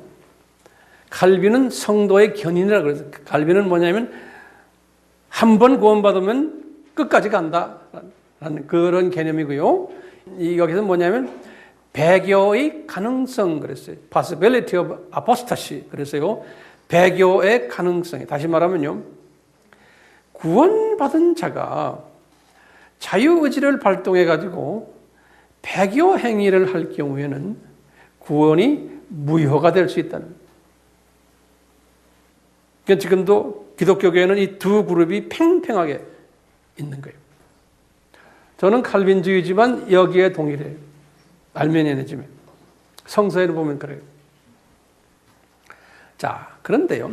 이 사상이 쭉 있다가 150년 후에 그 유명한 요한 웨슬레가 나타난 거예요. 이분이 감리교를 만든 게 1744년이에요. 그러니까 한참 뒷분이에요, 이분은. 근데 이 감리교의 창시자, 이 웨슬레가 요 알메니안주의를 선호했던 사람이에요. 그래서 이 알메니안주의를 쭉 가다가 수정된 알메니안주의를 만들었어요. 그것을 웨슬리아니즘이라고 그래요. 저쪽에 이제 오리지널 알메니안주의를 클래시컬, 하지만 고전적 알메니안주의라고 그러고요. 이제 웨슬리가 수정해가지고 나온 알메니아니즘을 웨슬리아니즘이라고 그래요. 저는 웨슬리아니스틱 알메니아니즘 이런 말도 써요. 이 웨슬리안의 알메니안주의를 따르는 교단이 대표적으로 세 교단이 있어요. 감리교, 우리나라의 성결교, 그리고 나사렛 교단이에요. 이 세 교단은 웨슬리안 알메니아니즘 교단들이에요. 그러면 이 웨슬리는 어떻게 다르게 했냐? 세 부분에서 약간 수정했어요. 이 고전적인 알메니아니즘을 한 세 부분에서 수정을 했어요. 첫 번째 수정을 어떻게 했냐면 무제한 속죄 있죠. 여기에서 고전적 사람들은 이렇게 생각하는 게 예수님이 형벌을 내가 받을 형벌을 대체를 해 주셨다. 대신 이분이 형벌을 받으셨다. 내 형벌 받을 것을. 그래서 이제 형벌 대체 이론이라고 해요. 신학적으로는 penal substitutional theory.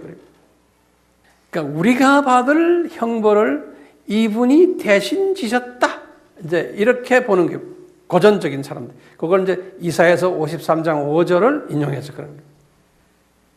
근데 웨슬리는 이 대체 이론을 하지 않고 하나님의 사랑 이론을 중심으로 해가지고 하나님은 사랑이시기 때문에 요한일서 4장 16절에 하나님은 사랑이시다. 그렇기 때문에 그분은 죄를 미워하시는 분이세요.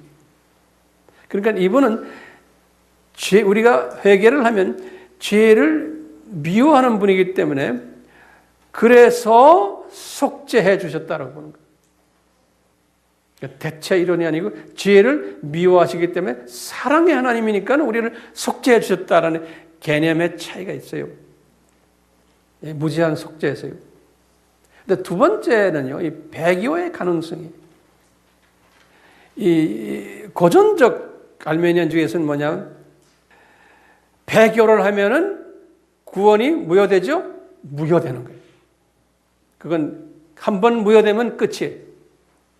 그런데 이제 웨슬리는 하나님의 그 사랑을 강조하면서 웨슬리는 배교를 했지만 죄를 고백하지 않을 때와 회개하지 않고 했을 때는 구원이 무효가 된다는 거예요.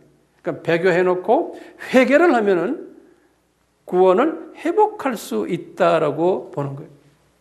여기서 큰 차이가 있어요. 자, 이 사람은요, 이 웨슬리는 고전적 알메니아니스트가 가지고 있지 않는 한 부분을 이분은 뭐냐면 경건주의를 굉장히 강조해요. 성화. 그래서 이름도 메소디스트라고. 메소드란 건요, 규범이란 소리예요. 아침에 새벽에 일찍 일어나서 기도해야 되고, 금식도 딱딱 시간 맞춰 해야 되고, 전도도 해야 되고, 그 다음에 회개도 탁 해야 되고, 아주 메소디스트란 말은 아주 규범을 철저하게 지키면서 성화로 가주는 거예요. 그러니까 이 웨슬레는요, 이 성화되어야지만 지상 계명, 지상 사명을 수용할 수 있다는 거예요. 저는 여기에 동의하는 거예요. 근데 이 칼빈주의가 이 성화 쪽이 약해요. 칼빈주의가. 그러니까 우리는 이걸 다 혼합해야 돼요. 웨슬리안주의의 그 장점이 성화예요. 그런데 이제 웨슬리안주의에서 보면 자유의지 쪽에 강하다 보니까 오늘날 이 감리교가 자유신학으로 변해버린 거예요. 이 뿌리가 자유의지가 강하기 때문에. 자, 이렇게 해요. 약 2000년 동안 지금 기독교 역사에서 오늘의 본문 말씀이 할례의 목적과 예수님의 이름 속에 숨겨진 구원론 그 자체가 과거 2000년 동안 고통을 당했어요. 예수님이 오늘 지금 말씀하신 그 아기 예수의 할례와 아기 예수의 이름이 고통을 당했어요. 이 역사 지금 그래서 이 고통당한 역사를 제가 지금 설명해 줍니다. 왜 이렇게 하나님이 1세기부터 고통당하지 않고 쫙 했으면 얼마나 좋아요. 그냥 제대로 좀 이런 역사를 쫙 할 필요 없이. 답답하죠? 왜 우리 하나님이 전능하신 하나님이신데 왜 이것을 그때 착착해서 철저하게 하지? 이런 2000년 동안 이렇게 기독교 역사를 보면요, 골치 아프게 만들어놨어요. 각자가 서로가 의견이 다르고. 왜 우리 주 예수님께서 그냥 손 띄신 건가? 간섭 안 하셨나? 그럼 모르셨나? 왜 이분은 전지하신 분이세요. 전능하신 분이세요. 이런 일이 일어날 걸 미리 다 아셨거든요. 그 이유를 제가 나름대로 좀 설명해 줘야겠죠. 우리 피조물들의 문제점이에요.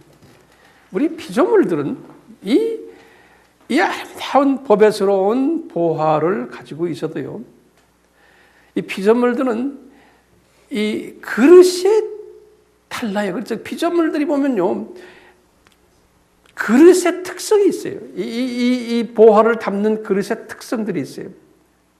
첫 번째는요, 족속마다 그 그릇의 크기와 모양이 다 달라요. 하나님이 그렇게 만들어 놓은 거예요. 이 질이 달라요. 어떤 족속은 이 보화를 금그릇에 담는 족속도 있고, 은그릇에 담는 족속도 있고, 나무 그릇, 질그릇 다 달라요. 우리 개인도 마찬가지예요.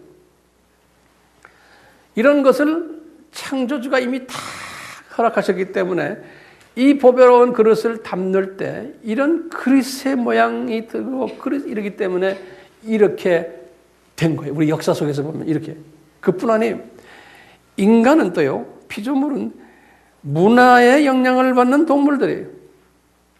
우리는요, 언어가 다르고, 가정 환경이 다르고, 교육 수준이 다르고, 이 지형이 다르고, 어떤 데는 산악지대에 사는 사람들, 평야에 사는 사람들은 해변가에 사는 사람, 그러니까 이게 다 문화가 달라요. 언어가 다르고, 관습이 다르고, 그렇기 때문에요. 다르면서요, 거기에 이 보화가 딱 떨어지면요, 어느 문화에 자기네만 끼고 있으려는 이 자문화 중심 사상이 인간에게 있어요. 타 문화권으로 넘겨지지 않으려는. 그러면서 이 아름다운 이 비싼 이 복음을 자기네 스타일로 변질시키는 이게 사람의 한계성이에요. 예수님이 그것을 다 허락하신 거예요. 그리고는 타 문화권에다가 이건 넘겨주기 싫어하는. 왜? 저쪽 동네 사람은 싫어 우리가. 그것도 언어가 달라. 그러니까 언어가 다른데 어떻게 그걸 넘겨줘요? 그러니까 이렇게 딱 보면요. 우리가 이 기독교 역사를 보면 우리 하나님의 속성이 뭔가. 우리 하나님은요. 다양성을 선호하시는 분이에요. 다양성은. 그래서 이 자연을 봐도 엄청난 다양화가 되어 있어요. 동물을 봐도 그렇고 사람을 봐도 그렇고 다 다양하게 만들어놨어요. 그런데 다양인데요. 예수님 안에서 다양하신 것을 원하시는 거예요. 그러니까 왕 중에 왕, 모든 만유의 주가 되시는 예수님 안에서의 다양성을 원하시는 거예요. 그러면서 예수님 안에서 다양한 것들이 서로가 조화가 될 때 아름다운 오케스트라가 나오는 거예요. 그러니까 이 하나님은요, 다양하게 만들어 놓고 이것을 조화를 잘하는 사람들. 그러니까 그래서 성서에서 보면 너희들 서로 하나 되어라, 서로 사랑하라, 화평하라. 이게 뭐냐면 다 이게 하모니를 잘하는 거예요. 화평하라는 말은 뭡니까? 너희들은 서로 다르다는 거예요. 그게 존재 조건이에요. 그렇죠? 하나가 되라 하는 건 뭐예요? 너희들은 서로 다르다는 거예요. 다른 거 인정해 주면서 하모니를 잘하는 사람이 창조의 목적에 잘 적응하는 사람. 그래서 이 구원론이 약간 다르지만 거기에 되면 본질은 예수 그리스도를 통해서 구원받는 일이기 때문에 예수 안에 있으면서 조금씩 다른 구원론을 가지고 있는 것은 예수님이 다 용납하시고 그것을 계획하신 거예요. 그러니까 교파가 다 다르고 그렇지만 예수님 안에서 이분 예수스 요 안에서는 전통이 다르고 교리가 좀 달라도 괜찮다는 거예요. 다시 말하면 삼위일체론이 정확해야 되고 기독론이 정확해야 되는 거예요. 그런데 오늘날 문제는 뭐냐?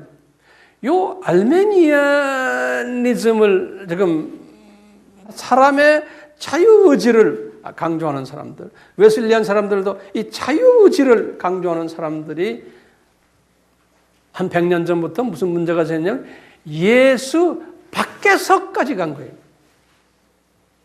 이 말은 우리가 종교 다원주의인 거예요. 예수님 밖에도 구원이 있다는 거예요. 다른 말로 표현하면 힌두교에도 그리스도가 있다는 거예요. 그것이 비슈나 또는 크리슈나. 불교에도 부처가 그리스도라는 거예요. 이슬람교에서는 마호멧이 그리스도라는 거예요. 그러면서 기독교는 예수가 그리스도라는 거예요. 이걸 종교다원주의라고 그래요. 그러니까 우리 예수님이 많은 그리스도 중에 한 그리스도라는 거예요. 그러니까 하나님은 한 하나님인데 불교는 불교 그리스도를 통해서 그 하나님께 가고 기독교는 우리 예수 그리스도를 통해서 가고 힌두교는 비슈나 그리스도를 통해서 가고 그러니까 만인 구원론이에요. 모든 사람 다 구원받고 하나님은 하나다. 이것이 종교다원주의. 그러니까 타종교 사람들을 기독교로 개종하지 말아라는 거예요. 지금 그런 선교사들 많아요. 그 다음에 이런 걸 믿는 이 그룹을 WCC라고 그러죠. 그렇죠? 이 WCC에 로마 카톨릭은 들어있지 않지만 로마 카톨릭과 WCC들이 모두 다 이 정교회들이에요. 그 다음에 감리교도 그렇고 성공회도 그렇고 침례교도 지금 절반 이상이 그렇고요. 순복음 쪽도 카리스마틱 한 절반 정도가 좀 그래요. 장로교는 뭐 한 7, 80%가 다 그렇고 전 세계 침례교도 한 7, 80%다 그래요. 루터교도 7, 80%다 그렇고요. 내가 막 우리 정교회들도 다 이 세상으로 지금 갑자기 퍼져버린 거예요. 전 세계가요. 그런데 이분들은 뭐냐? 인권 이제 따지는 거예요. 우리가 인간을 사랑해야 된다. 왜? 타종교 사람들도 다 사랑해야 된다. 왜? 다 우리의 형제 자매들이라는 게. 웹에 들어가서 로마 카톨릭의 그 교황이 말하는 걸 보세요. 너 기독교나 타종교나 뭐나 다 우리 형제 자매들이고 다 우리는 하나님 앞에 간다는 게. 복음을 듣지 않아도 괜찮다는 게. 기독교로 너희들은 올 필요도 없다는 거예요. 그냥 있는 그 자리에서 있다가 신앙생활 잘하다가 나중에 우리가 천국에서 만나자 그런다. 그러면서 이 인간이 하나님의 자녀들의 전부가 되고요. 인간이 그렇기 때문에 인간 우리가 사랑해야 된다는 거예요. 그러니까 그게 인본주의거든요. 인본주의, 인권주의. 그러다 보니까 동성애도 인정해 주는 거예요. 그 사람들도 다 구원 있고 그 사람들 성소수자들이니까 우리가 사랑해 줘야 된다는 거예요. 이렇게 동성애를 수용하는 전 세계의 이 기독교가요. 전체 이 로마 카톨릭까지 합해서 75%의 기독교는 다 동성애를 다 안아주는 거예요. 이제 로마 카톨릭도 이제 뭐 그건 공식적으로 좀 다 그랬지. 성공회, 미국의 PCUSA 장로교, 루터교, 회중교, 침례교도 절반 이상, 감리교 다 지금 그렇게 돼버렸어요. 그러니까 이분들은 우리끼리 서로 사랑하니까 세계 평화를 위해서 기도하자. 그러니까 이제 이 세상에서 우리끼리 싸움하지 말고 다 하나님의 자녀들이니까 잘 살자. 잘 살자. 이렇게 지금 나오는 세대에 우리가 살고 있어요. 그러니까요. 그것이 아니다. 예수님 안에만 있어야 된다. 라고 말하는 사람은 핍박밖에 되어 있는 거예요. 미움밖에 되어 있는 거예요. 그래서 예수님께서 종말의 징조 중에서 예수님이 하신 말씀 있죠? 마태복음 24장 3절에 종말의 징조가 뭡니까? 예수님이 4절, 5절, 그 다음에 24장 23절, 28절에 보면 이런 다원주의가 일어날 것을 예수님이 아주 구체적으로 설명해 준 거예요. 그러면서 이런 일들이 일어날 때 내가 문 앞에 왔다는 것을 예수님이 직접 말씀하신 거예요. 여기에 자세한 것은 제가 쓴 우리 책에 다 나오잖아요. 예. 자, 그러면 내가 결론적으로 한마디 해볼게요. 오늘날에는요, 교단이 서로 다르다, 뭐, 교리가 조금 차이 있다, 이것이 문제가 아닌 거예요. 오늘날은 지금 문제가 뭐예요? 예수님 안에 있느냐? 예수스. 그분만을 통해서 구원이 되느냐? 예수님 밖에도 구원이 있느냐? 이 차이에 오늘날은 좀. 이제 교단의 벽도 다 무너져 버렸어요. 국가와 민족의 벽도 다 무너져 버렸어요. 신학의 교리 다 무너져 버렸어요. 이제는 뭐냐? 장로교, 순복음, 감리교, 이게 지금 문제가 아니에요. 지금 뭐가 문제입니까? 예수님 안에 있느냐? 예수님 바깥에 있느냐? 이것이 지금 우리의 갈림길이에요. 다시 말하면 삼위일체가 제대로 되어 있느냐? 기독론이 제대로 되어 있느냐? 구원론이 제대로 되어 있느냐? 오늘 본문 말씀이 조그만 한 절이지만 굉장히 중요한 의미를 거기에 내포하고 있는 거예요. 다른 말로 표현하면 같은 기독교인도 복음주의 기독교인이냐? 종교다원주의 기독교인이냐? 여기에서 갈라지는 거예요. 저는 목숨을 걸고 여러분들에게 이 메시지를 지금 전하는 거예요. 한국의 웬만한 교회, 큰 교회 가끔가다 설교 부탁합니다 하면 저는 못 가요. 왜냐? 이런 말을 하는 사람이 어떻게 거기 가서 사람들에게 설교할 수 있습니까? 잘 사십시오. 성공하십시오. 네? 타종교 사람들 사랑합시다. 그러면 다 박수치고 지금 이런 세대에 예수님 외에는 안 됩니다. 소리 질렀다가 두드려 맞게요.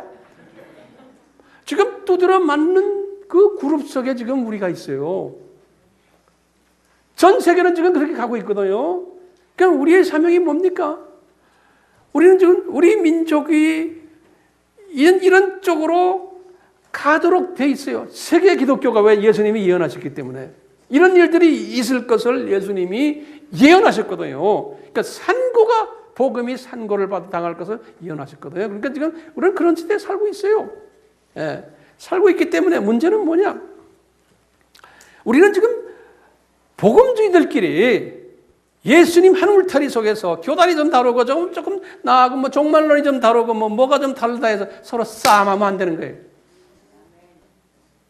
남을 이단이라고 그러고 그러면 안 되는 거예요. 예수님 안에서 기독론이 같고 삼위일체가 같고 구원론이 같을 때는 주 안에서 다 우린 다 형제자매들 아닙니까? 그런데 쓸데없이 우리 에너지를 낭비하면 안 돼요. 그리고는 내 민족에게 지금 이 메시지를 전해야 되고, 여러분들은 이 메시지를 가지고 뭐 해야 됩니까? 중국에 가서 중국 교회가 지금 급속도로 변질되고 있어요. 일본 교회 말할 것도 없고요. 소련 교회 말할 것도 없어요. 우리가 그쪽에 가가지고 이것을 직접 간접으로 나눠줘야 되는 거예요. 그게 우리 할 일인 거예요. 듣든 안 듣든. 안 들어도 할 수 없죠. 그렇지만 이것을 깨달은 우리는 혼자 끼고 있으면 안 되잖아요. 그렇죠? 우리 같이 기도합시다. 예수님, 오늘 저희들이 예수님의 할례 받으심과 아기 예수님 이름, 예수라는 그 이름 속에 숨겨져 있는 구원론, 선교론의 역사적 흐름을 한번 훑어봤습니다.